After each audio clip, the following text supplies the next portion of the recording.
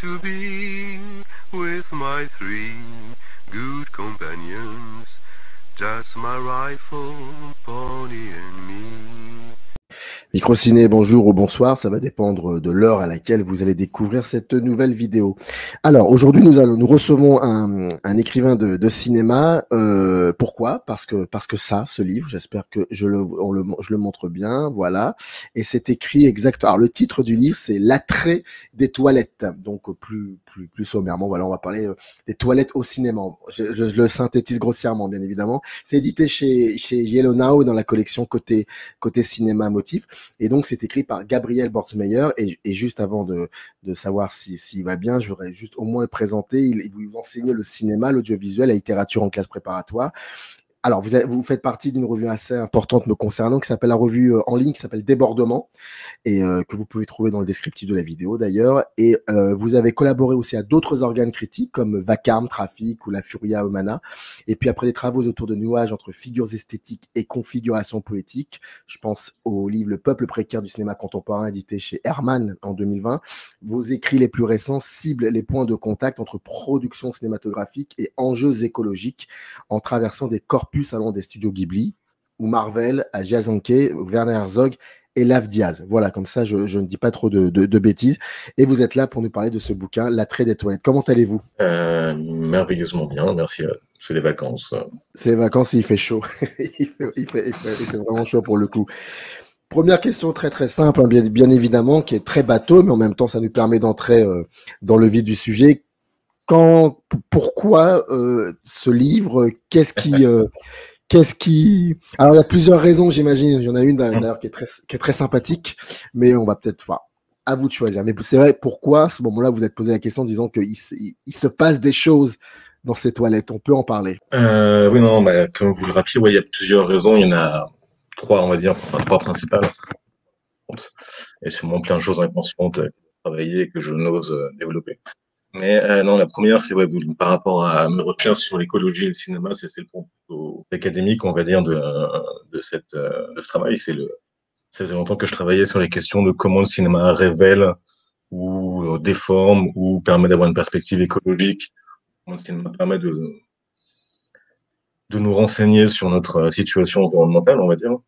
Et voilà, l'idée, c'était de montrer que les toilettes, d'une certaine façon, cristallisaient quelque chose de la perception moderne de l'environnement, puisque ça, dans les toilettes se joue quelque chose, on va dire, du refoulement du déchet, enfin voilà, de la merde compromise de tous les déchets, et donc du coup du déchet en général comme chose qu'on pourrait supprimer, quoi. Donc du coup, il y avait l'idée que finalement, travailler sur les liens entre cinéma et écologie, c'était aussi travailler sur la façon dont le cinéma avait incarné, propagé, diffusé une sorte d'idéologie d'ingénieurs qui disait que voilà, on pouvait supprimer tout ce qui était reliquat industriel. La deuxième raison, ouais, c'est celle dont je parle dans le livre, en fait, voilà, c'est que j'ai eu des jumelos, une fille et un garçon, il y a quelques années, et que du coup, voilà, l'expérience des couches a été redoublée, donc du coup, est devenue beaucoup plus intense, et du coup, méditation et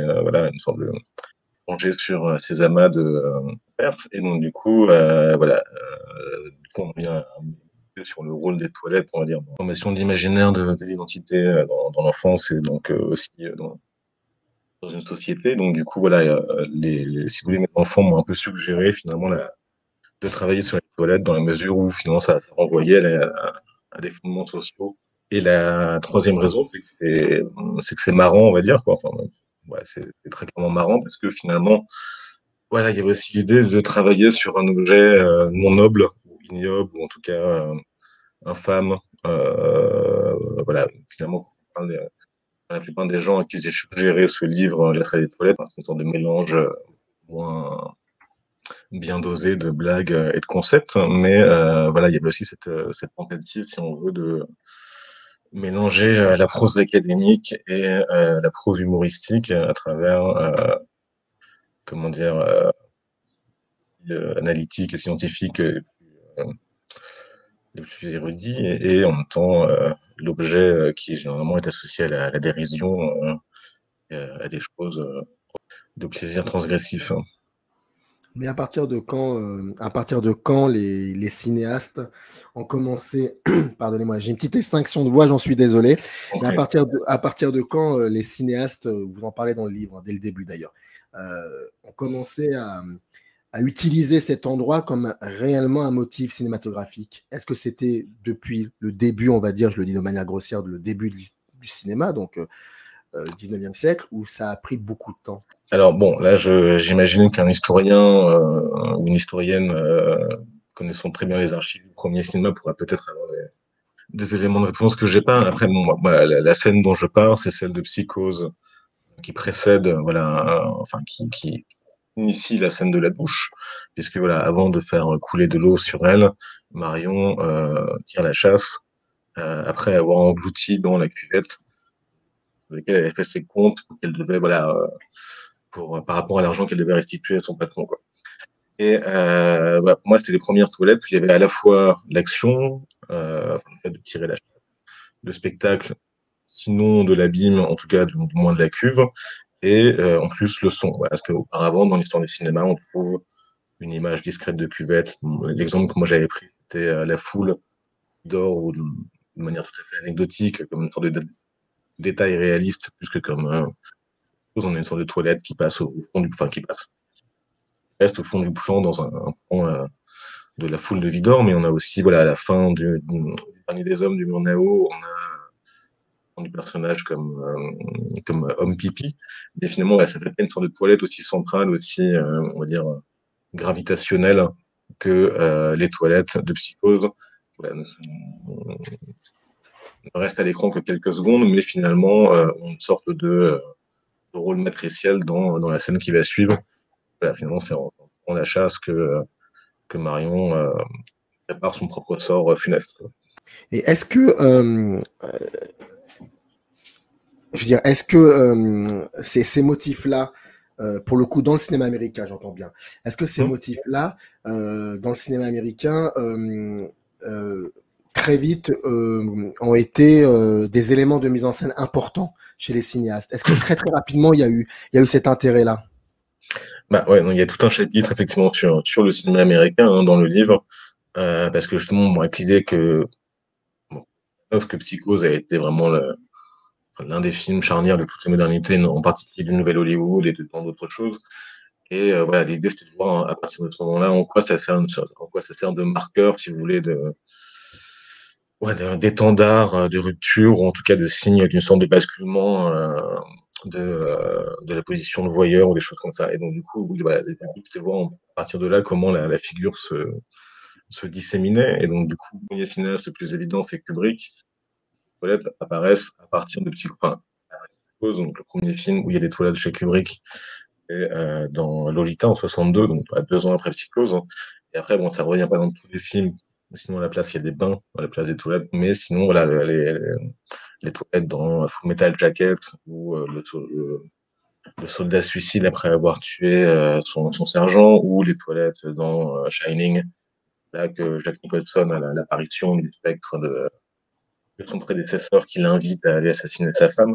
Voilà, donc du coup, les toilettes chez Kubrick, c'est un peu de marqueurs de modernité, de signes, voilà, d'une sorte de, comment ça s'appelle, les mettre au centre, ce qui était vraiment l'objet, est resté absolument dans l'angle mort du cinéma classique. Que, voilà, rien dans le code de production de Hollywood, de la chasse d'Hollywood, ne stipule que les toilettes ne doivent pas apparaître. Enfin, il n'y a pas d'interdit des toilettes écrit noir sur blanc dans le code Hayes, mais toutes les règles de bienséance, de bon goût, c'est toute l'esthétique, pardon, toute l'esthétique un peu aseptisée propre au cinéma hollywoodien classique, faisait que les toilettes étaient un peu une sorte de chose un peu nécessairement maudite, voilà, qui entraîne une sorte de figuration contrariée, parce que voilà, c'est quelque chose qui est lié à une sorte de saleté essentielle. On ne peut pas nettoyer les toilettes absolument, même si elles sont impeccables, elles provoquent toujours la saleté parce que c'est leur tête figuratif même, quoi.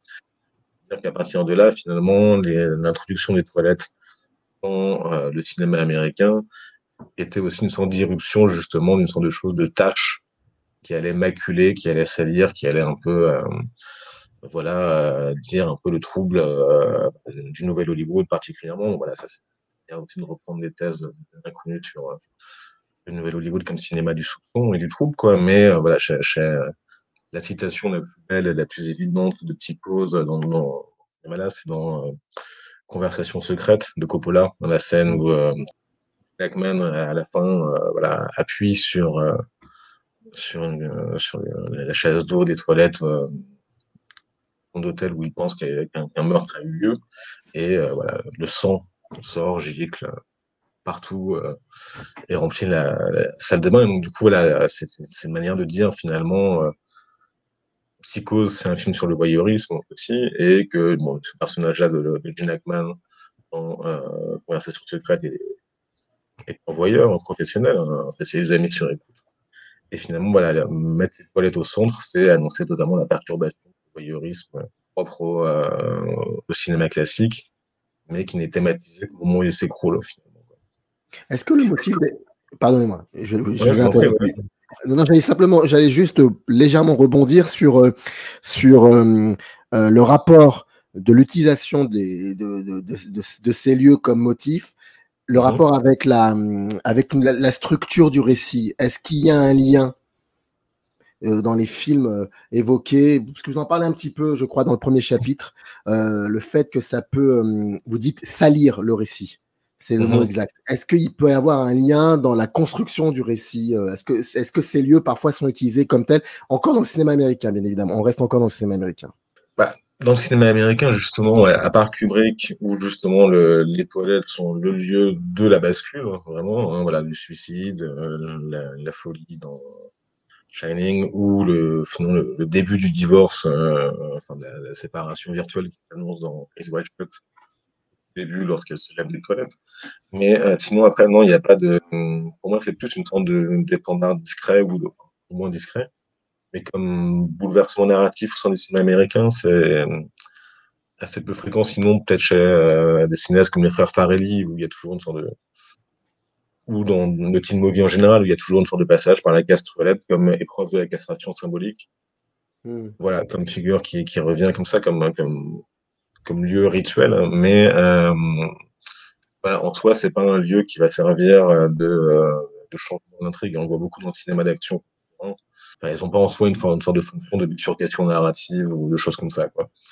Mais chez Tarantino, qui lui aussi apprécie les toilettes, c'est plus là, comme sort là encore de, si vous voulez, presque un pins hein, le concernant, comme une sorte de signal qui renvoie à son rapport au mauvais goût, si vous voulez, où les toilettes est une sorte finalement d'image aussi de la culture. Voilà, le postmodernisme de Tarantino, c'est le moment de l'indifférenciation culturelle qui finit dans le du cinéma par lui-même. Voilà, c'est ça comme Tarantino qui revendique aussi. Voilà, le point de vue des toilettes. C'est pour ça que voilà, il y a aussi une longue scène que j'analyse dans un film forme de nausée, mais qui est Poultrygeist, la nuit des poulets vivants en anglais, et où voilà, les toilettes sont l'occasion d'une scène qui est explosive parce que finalement, les toilettes, c'est finalement de bannière au nanar.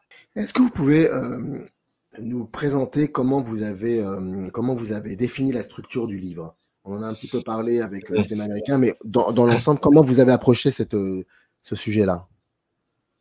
Oui, ouais, c'était un peu une question un peu par corpus en fait, plus voilà, par corpus qui sont pas forcément géographiques ou autres, hein, ça c'est un peu transversaux. Bon, voilà, le chapitre inaugural, c'était se concentrer sur Hitchcock et Godard, parce que ça me faisait marrer de prendre les deux cinéastes fétiches de la cinéphilie pour poser cette question aussi étrangère à la cinéphilie, qu'est celle des même si finalement on le retrouve beaucoup chez Godard dans le premier Godard des toilettes, Tarantino par la suite, mais voilà, ça me faisait un peu rire de poser des questions de ça. Après, il y a un chapitre, voilà, qui est une sorte de chapitre historico-théorique, on va dire, sur à la fois l'histoire des toilettes plus vaste, au-delà du cinéma, mais voilà, revenir sur un peu l'archéologie sanitaire de la situation contemporaine et pour comprendre comment les toilettes ont tenu un rôle spécifique au XXe siècle et donc du coup au cinéma, en rappelant voilà la révolution hygiéniste au XIXe siècle, en rappelant voilà comment dire les formes de diffusion et les formes d'architecture des toilettes et le rôle du tout à l'égout. Et après à partir de ça, on peut se prendre quelques films et notamment voilà, je crois que celui dont quand je parlais tout à l'heure de salir le récit, c'est à propos de ce film de Snatch, l'histoire, puisque c'est un film fascinant dans la mesure, voilà, c'est le film que tout le monde pense quand on pense à des toilettes, et pour lequel, en même temps, enfin, dans lequel les toilettes sont à la fois extrêmement présentes et absentes, puisque voilà, les toilettes sont, il y a des toilettes que un voyeur peut voir, voilà, des femmes, enfin, peut voir des femmes se soulageant, et en même temps, les toilettes elles-mêmes ne sont jamais mentionnées dans son récit. C'est ça qui me fascinait dans le film, c'est que finalement l'objet central est à la fois diffus et totalement absent dans le propos. Donc du coup, ça lire le récit, c'est un peu ça. Et donc du coup, c'est ce genre de film que je prends, ça ou Le Fantôme de la Liberté de Buñuel ou d'autres films comme ça qui ont une sorte de valeur en plus, on va dire, générale, quoi. Après, il y a un chapitre américain pour voir un peu comment de Psychose au teen movie ou au cinéma d'horreur, finalement, voilà, les toilettes sont devenues une sorte de démocratisation.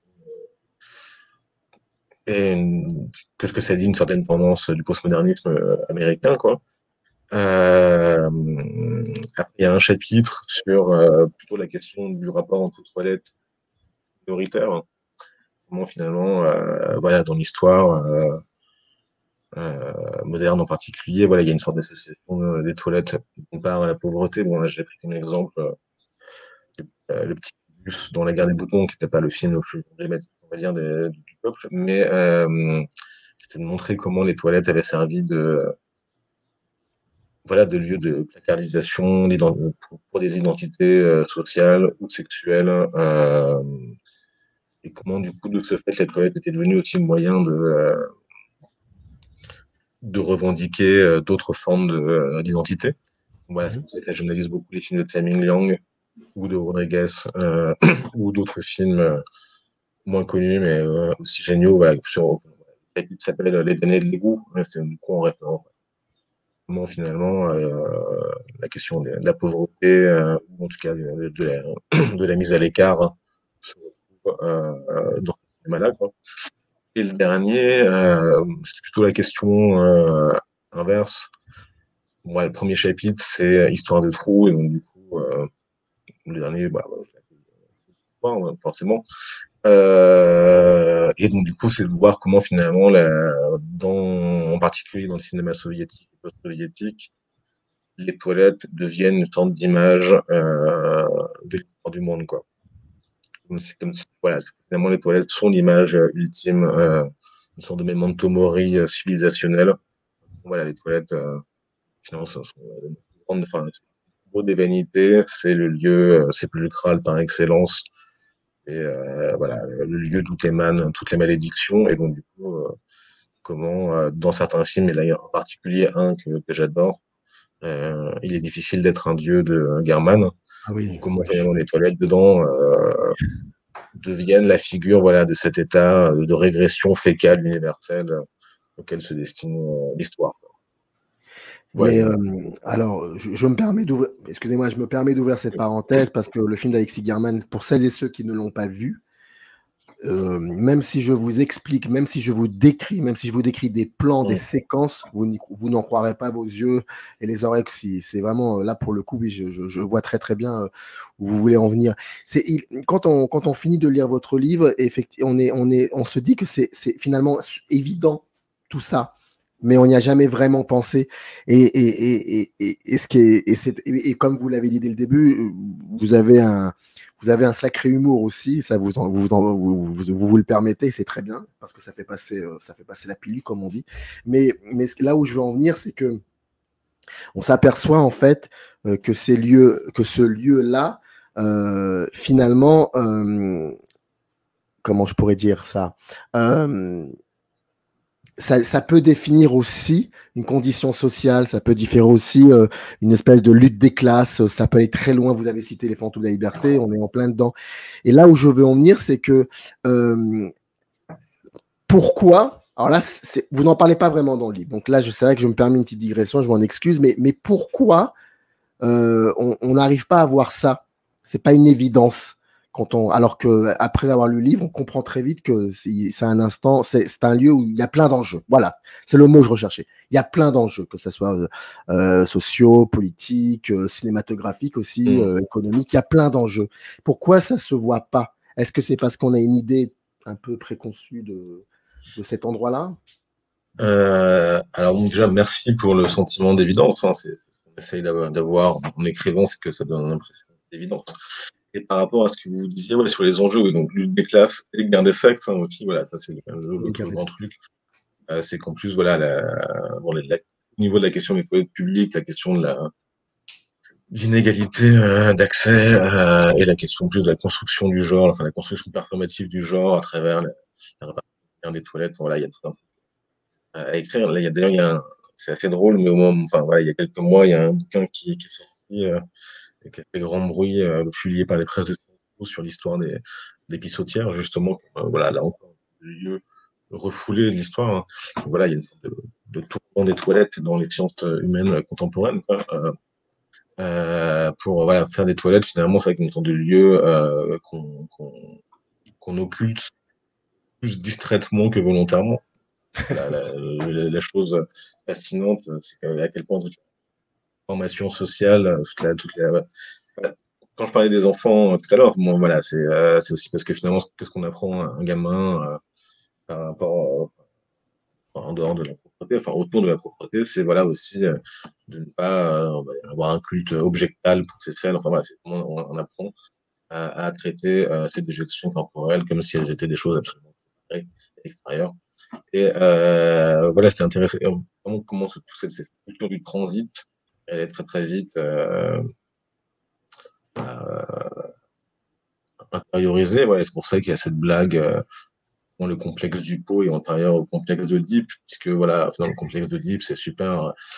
Voilà, papa, maman, mais finalement, le truc un peu fondamental, c'est quand même le pot comme moment voilà, d'apprentissage et la séparation entre soi et le monde. Parce que voilà, le monde est intégré puis rejeté, mais il y a soi. Et donc, du coup, et je pense que c'est cette culture de la distraction autour de voilà, ce qu'un historien que je cite beaucoup, c'est magnifique, Alain Corbin, qui dans Lumière Jonqui appelait ça les disciplines de la défécation, enfin, la pédologie ou la cacatologie, je sais pas, enfin, comme toutes les disciplines de finalement, cette culture-là, elle fait partie du dressage des corps qui fait aussi que du coup, on ne porte pas trop attention au rôle de ces choses-là dans notre environnement. Mais voilà, c'est un peu la fonction critique générale, hein, aussi dans les sciences humaines qu'ailleurs, de chercher l'inconscient au quotidien, quoi. Et les toilettes, c'est tombé assez marrant. En faisant des recherches un peu générales, j'étais tombé sur l'existence de l'Organisation mondiale des toilettes. Un truc merveilleux, il faut. Bon, enfin, voilà, moi aussi, mes recommandations culturelles, alors vous recommandez Garman, alors moi je recommande deux choses. Le site de l'Organisation mondiale des toilettes, voilà.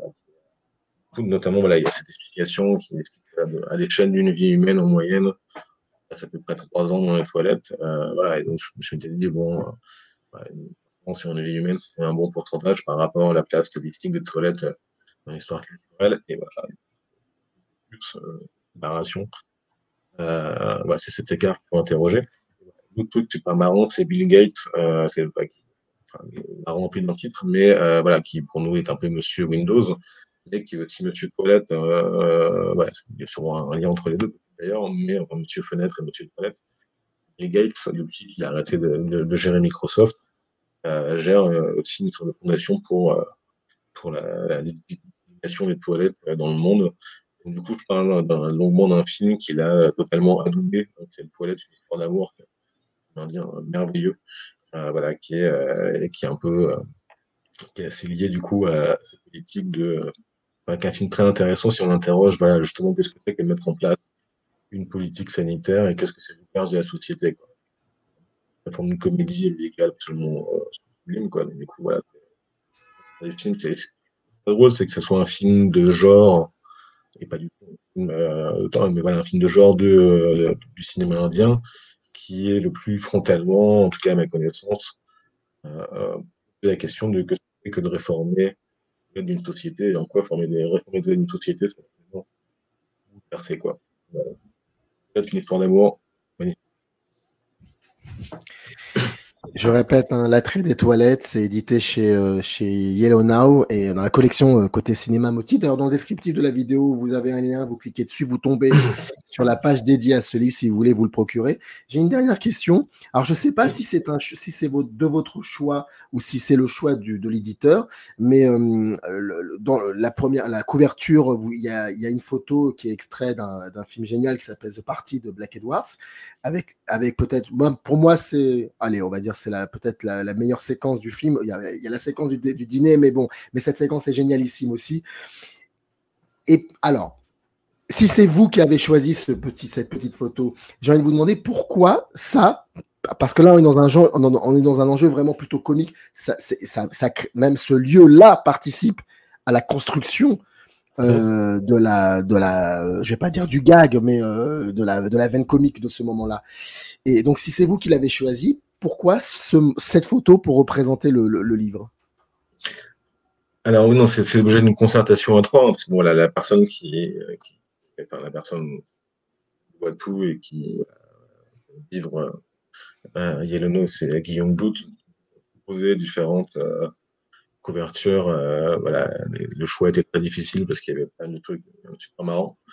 Dominique Paigny qui dirige la collection et donc on a pris celle-ci parce que bon déjà parce que le film est génial et parce que finalement dans cette image voilà du papier cul posé sur par-dessus le trou de la cuvette.